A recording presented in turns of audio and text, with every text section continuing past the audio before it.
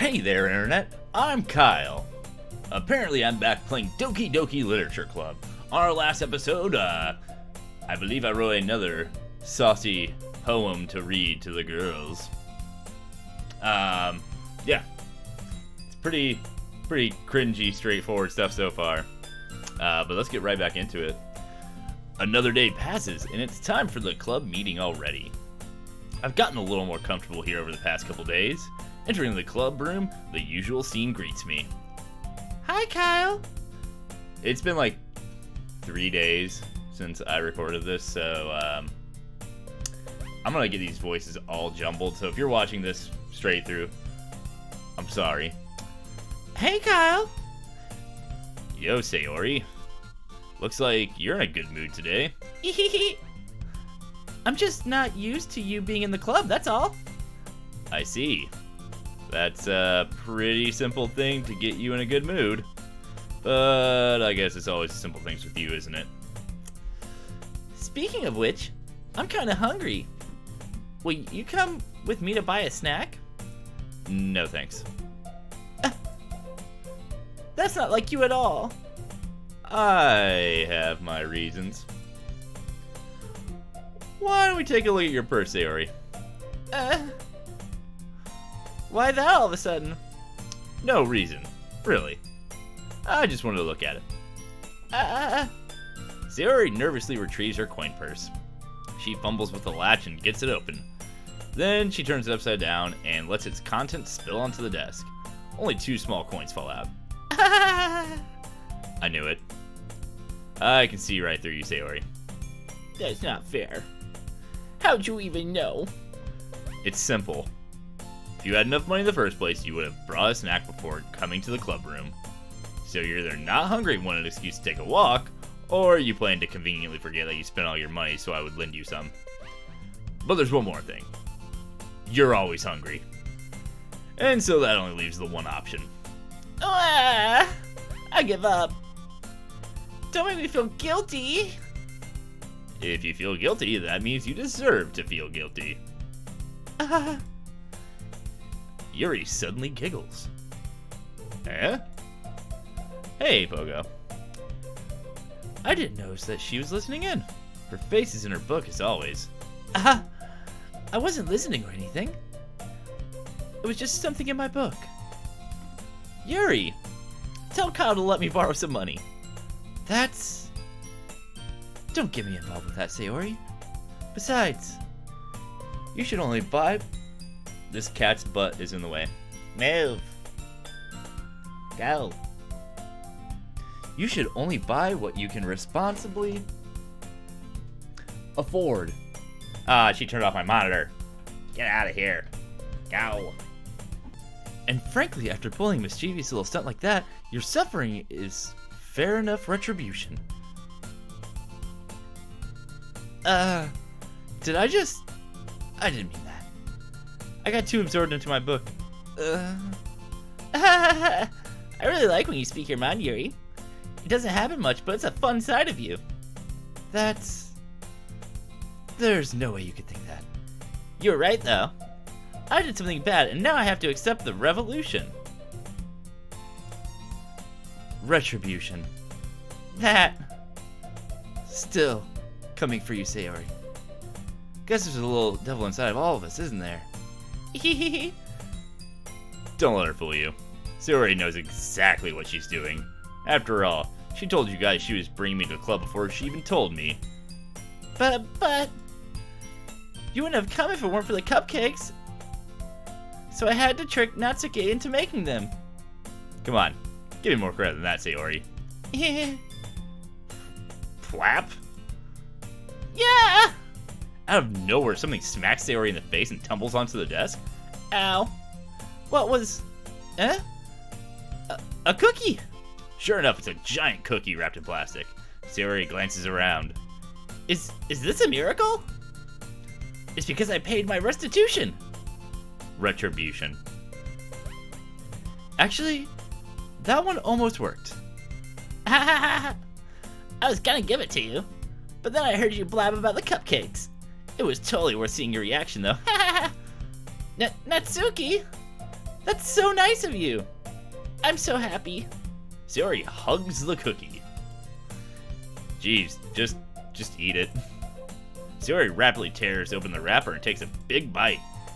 So good. Sayori suddenly claps her hands over her mouth. I bit my tongue. You're going through a lot over just one cookie. Natsuki takes a bite of her own cookie. Yours looks really good too, Natsuki. Can I try it? Jeez, beggars can't be choosers. But yours is chocolate. Yeah, why do you think I gave you that one? Fine. Still, I'm really happy that you shared this one with me. Sayori gets out of her seat and goes behind Natsuki, then wraps her arms around her. The cat's here because I keep saying cookie. Get down. You on my lap? You wanna be my lap? No? Alright, I'm gonna need you to stop rubbing against the monitor. I get it.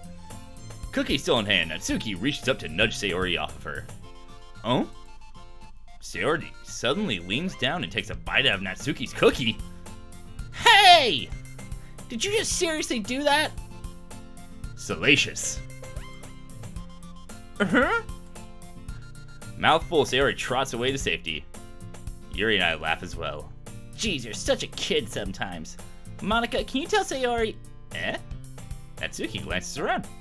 Monica is in the club room. Where's Monica anyway? Good question. Have any of you heard anything about her being late today? Not me. Yeah, I haven't either. That's a bit unusual. I hope she's okay.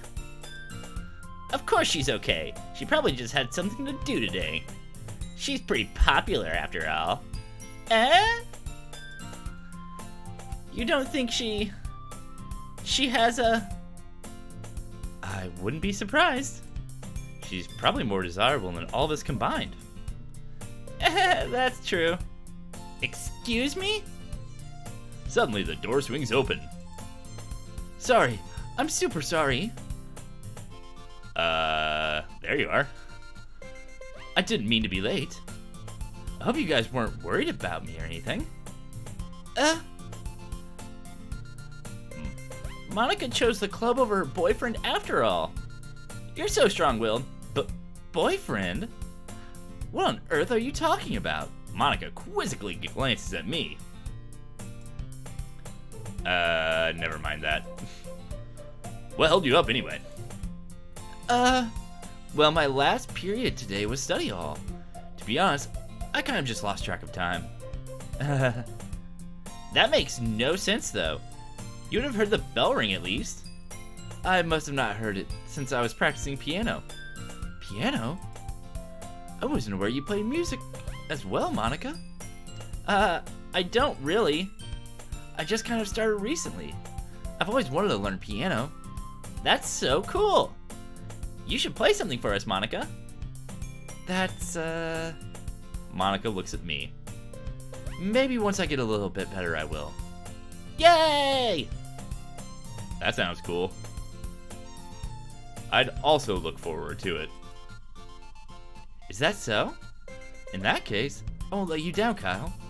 Monica smiles sweetly. I didn't mean any pressure or anything like that. Don't worry. I've been practicing a whole lot recently, and I'd really love the chance to share once I'm ready. I see. In that case, best of luck. Thanks. So I didn't miss anything, did I? Nah, not really. I chose to leave out Sayori's mischievous escapade. I'm sure Natsuki will end up complaining to her anyway. It looks like everyone has already settled down. Sayori somehow already finished her entire cookie. Yuri is back to her book, and Natsuki disappeared into the closet. I'm really curious to talk to Yuri a little bit more, but at the same time, I would feel bad for distracting her from reading. I catch a glimpse of the cover of her book. It looks like the same book that she lent to me. More than that, she seemed to be on the first few pages.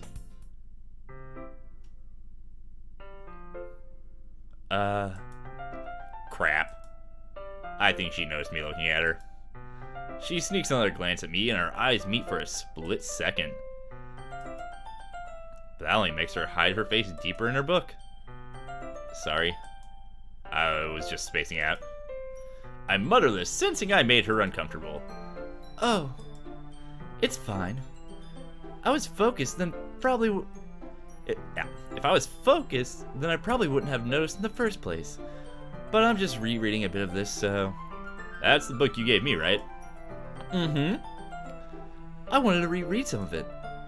Not for any particular reason. Just curious how you came to have 2 copies of the same book. Well, when I stopped at the bookstore yesterday. That's not what I meant.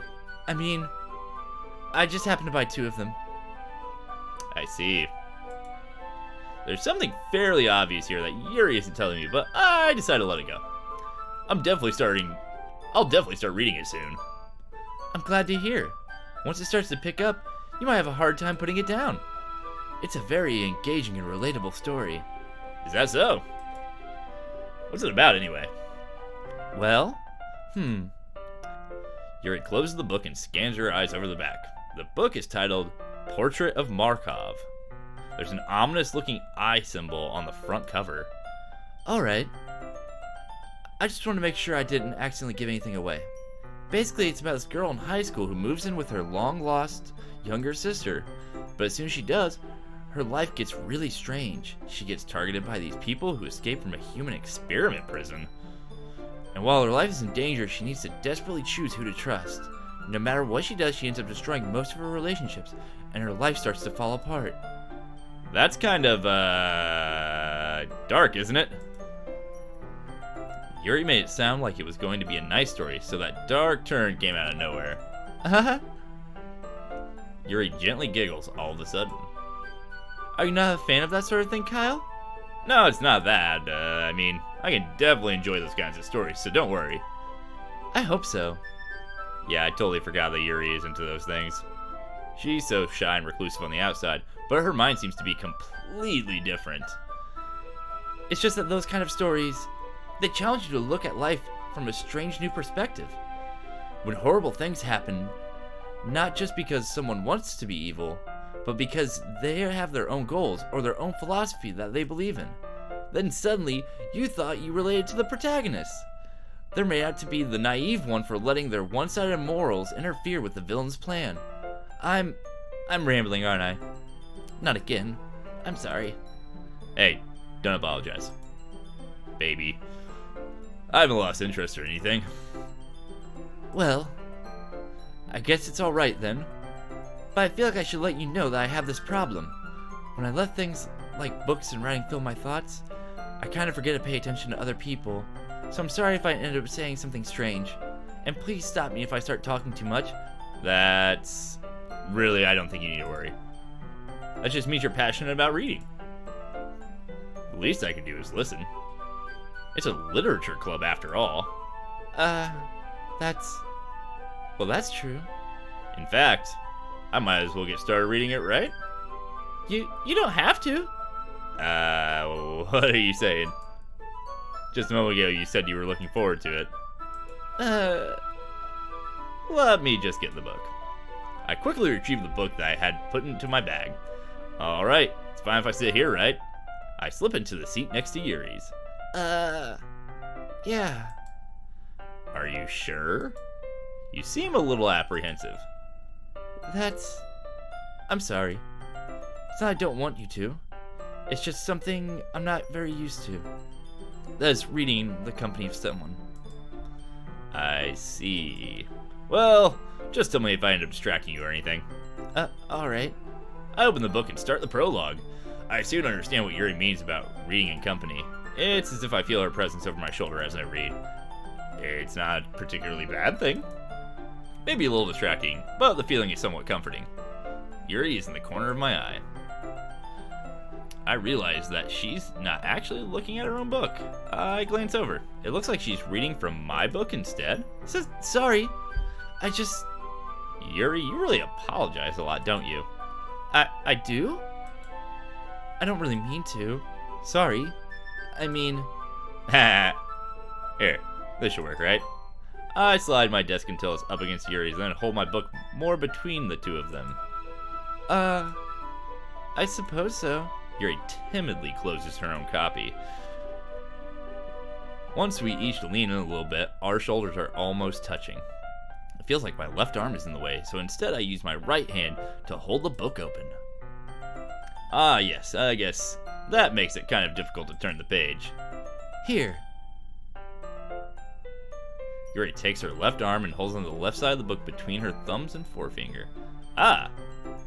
I do the same with my right arm on the right side of the book. That way, I turn the page, and Yuri slides it under her thumb after it flips to her side. But in holding it like this, we're huddled even closer together than before. It's actually kind of distracting me. It's as if I can feel the warmth of Yuri's face. She's in the corner of my vision. Are you ready? Eh? To turn the page. Oh, man. Sorry. I think I got a bit distracted for a second. I glance over at Yuri's face again and our eyes meet. I don't know how I'll be able to keep up with her. That's okay. You're not as used to reading, right?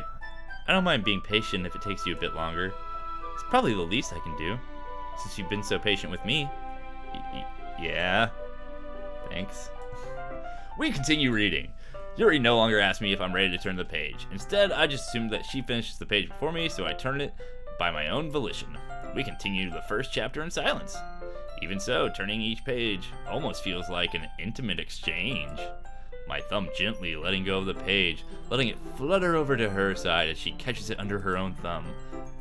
Hey Yuri, this might be a silly thought, but the main character kind of reminds me of you a little bit. You think so? How does she? Well, I guess she's more blunt in a lot of ways. But she also second guesses all the things that she says and does. Like she's afraid she'll do something wrong. It's not like I can see into your head or anything, but they're kind of reminiscent of some of your mannerisms. I see. Yuri remains silent for a moment. But Kyle, that's probably a terrible thing to have in common with her. Oh, it's so embarrassing that you think that. Whoa, wait. I didn't mean it in a bad way or anything. Sorry, I really didn't know you were self-conscious about that sort of thing. I guess I more meant that it's kind of cute. What are you saying all of a sudden? Okay, everyone. I think it's about time we share today's poems with each other. We might not have enough time if we wait too long. Yuri exhales, spared from finishing her thought. Is that alright, Yuri? You look kind of down. I'm sorry if you haven't been looking... Oh, I'm sorry if you've been looking forward to this. It's not... It's fine. Yuri releases her hand from the book, causing it to close on top of my thumb. Owie! Alright. I guess I'll do some more reading tonight. Or would you prefer I only read it with you, baby? I guess I don't have too much of a preference either way. In that case, I'll read a little more tonight. It'll be more fun to read with you after it picks up a bit, you know? That's good reasoning. In that case, feel free to finish the first 2 chapters in your own time. Alright. I stand up, I make a mental note of where I left off in the book, and then slip it back in my bag. Poem time! Yeah, I know who I'm going for. I wrote it specifically for you, baby. Let's see what you've written for today. Yuri stares at the poem with a surprised expression on her face. Do you like it? Kyle, how did you pick up on this so quickly? Just yesterday I was telling you the kind of techniques worth practicing. Maybe that's why? You did a good job explaining. I really wanted to try giving it more imagery. Yuri visibly swallows. Even her hands appear sweaty. I'm not used to this. Used to what, baby? I don't know. It's fine. Take your time. Yuri breathes and collects her thoughts. I know that Yuri likes to think before she speaks, so I offer that patience to her. Yeah. Just being appreciated like this, I guess. It probably sounds really stupid, but seeing someone motivated by my writing, it just makes me really happy. Are you saying you've never shared your writing before? Yuri nods. Really, I don't believe it. I only write for myself, and besides, people would just laugh at me. Do you really think that? Again, Yuri nods. Huh. Even your close friends? Yuri doesn't respond to that. I wonder why. Anyway, do you want to share the poem you wrote today? Yeah, I do. If it's with you. Ooh, the raccoon. Sorry, my box is cutting off part of the poem. It's entitled The Raccoon. It happened in the dead of night while I was slicing bread for a guilty snack. My attention was caught by the scuttering of a raccoon outside my window. That was, I believe, the first time I noticed my strange tendencies as an ordinary human? I gave the raccoon a piece of bread, my subconscious well aware of the consequences. Well aware that a raccoon that is fed will always come back for more. The enticing beauty of my cutting knife was the symptom. The bread, my hungry curiosity. The raccoon, an urge. Oh, this is a longer one. Let's see. The moon increments its phase and reflects that much more light off of my cutting knife. The very same light that glistens in the eyes of my raccoon friend. I slice the bread, fresh and soft. The raccoon becomes excited, or perhaps I'm merely projecting my emotions onto the newly satisfied animal. The raccoon has taken to following me. You could say that we've gotten quite used to each other.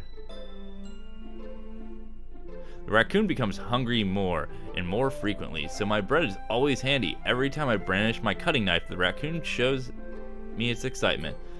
A rush of blood, classic Pavlovian conditioning. I slice the bread, and I feed myself again. Huh. I was a little more daring with this one than yesterday's. I can see that. Am I the raccoon? Can I be the raccoon? It's a lot more metaphorical. I don't know if that's my fault, but I can't begin to imagine what this poem is about. That's right. It's a bit closer to my preferred writing style, using the poem as a canvas to express vivid imagery and conveying emotions through them. Yeah, if I take it at face value, then I can't even figure out what it's supposed to mean. Well, I think that it's something that different people can relate to in their own way. I wanted to express the way it feels for me to indulge in my more unusual habits. It's those sort of things I'm usually forced to keep to myself, so I sometimes enjoy writing about them. Why do you keep them to yourself? Because they're embarrassing, and people would make fun of me. Don't you have anything like that, Kyle? Well, yeah, I guess so. I feel like everyone has a little something like that. The best we can do is respect each other and our individualities. Even if it's difficult sometimes, and some things make us uncomfortable.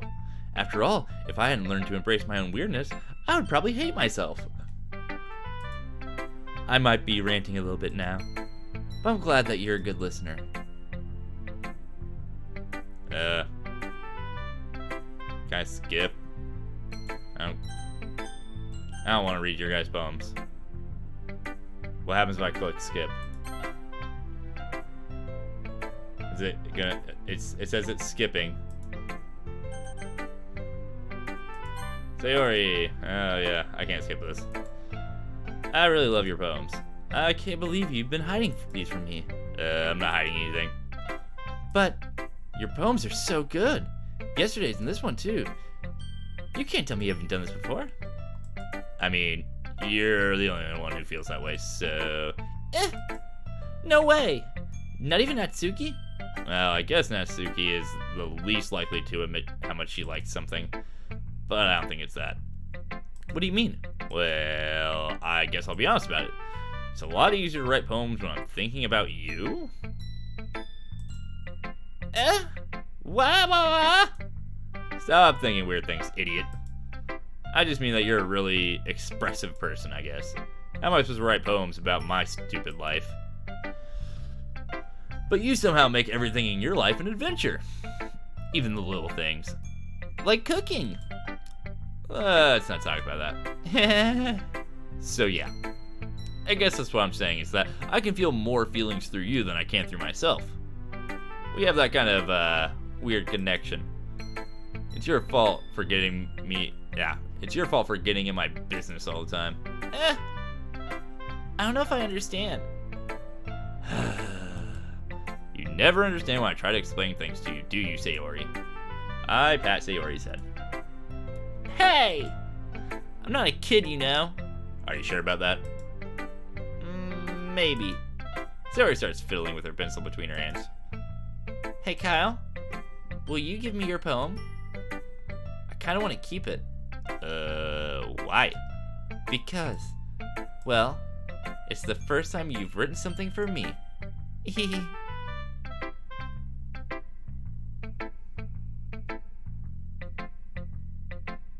You were not listening. Sarah, you completely misunderstood. I didn't write this for you. Are you even listening anymore? Oh, whatever. I'll give it to you when we go home. Really? Snap.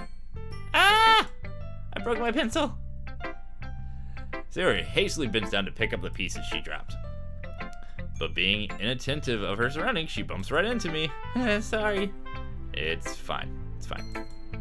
I'll get it for you. I bend down and pick up the broken pencil. Sarah clutches the desk beside her to support herself, knees shaking. I'm a little clumsy today. Let's sit down, Sayori. Yeah. I grab Sayori's arm and help her sit at the desk. Anyway, I still haven't read your poem. Oh, sorry, I forgot about that. It's not as good as yours. Jeez, don't worry. I'm sure I'll like it. Bottles. I pop off my scalp like the lid of a cookie jar. It's the secret place where I keep all my dreams. Little balls of sunshine all rubbing together like a bundle of kittens. I reach inside with my thumb and forefinger and pluck one out. It's warm and tingly, but there's no time to waste. I put it in the bottle to keep it safe, and I put the bottle on the shelf with all the other bottles. Happy thoughts, happy thoughts, happy thoughts, and bottles all in a row. My collection makes me lots of friends. Each bottle is starlight to make amends. Sometimes my friends feel a certain way. Down comes a bottle to save the day. Night after night, more dreams. Friend after friend, more bottles. Deeper and deeper my fingers go. Like exploring a dark cave, discovering the secrets hidden in the nooks and crannies. Digging and digging, scraping and scraping. I blow dust off my bottle caps. It doesn't feel like time elapsed. My empty shelf could use some more. My friends look through my locked front door. Finally all done, I open up and in come my friends. In they come, such a hurry. Do they want my bottles that much? I frantically pull them from the shelf, one after the other, holding them out to each and every friend, each and every bottle. But every time I let one go, it shatters against the tile between my feet. Happy thoughts, happy thoughts, happy thoughts, and shards all over the floor. They were supposed to be for friends, my friends who aren't smiling. They're all shouting, pleading something, but all I hear is echo, echo, echo, echo inside my head. Holy crap. Sorry, did you really write this? Of course I did. Didn't I tell you that I was going to write the best poem ever? Yeah, but, I mean, I didn't expect something like this coming from you. Monica taught me a whole lot, and I've been really in touch with my feelings recently. I see that. It's almost kind of creepy. Creepy? Well, not exactly. Maybe because I'm so used to you being cheerful. Well, never mind. I'm thinking too hard about it. Point is, it came out good, and you should be proud of it. Ah, thanks. I feel like I was meant to express myself this way. It even helps me understand my own feelings a little better. Writing is like magic. You've gotten pretty passionate about this, huh? I hope you keep it up. Yay! Writing's the best! I'm going to keep writing until I die! Don't get ahead of yourself. Sarah always has a habit of getting obsessed with something before dropping it no more than a week later. I wonder if this is one of those times. But seeing the passion in her eyes makes it hard for me to be pessimistic. Alright guys, we're going to go ahead and call it an episode right there. We'll get to these next 2 poems on our next episode. If you've watched this far, thank you so very much for watching. I'm Kyle apparently, and I will see you next time. The next 12 hours in this house, I'll give you each $10,000 for your next of kin in case you don't survive.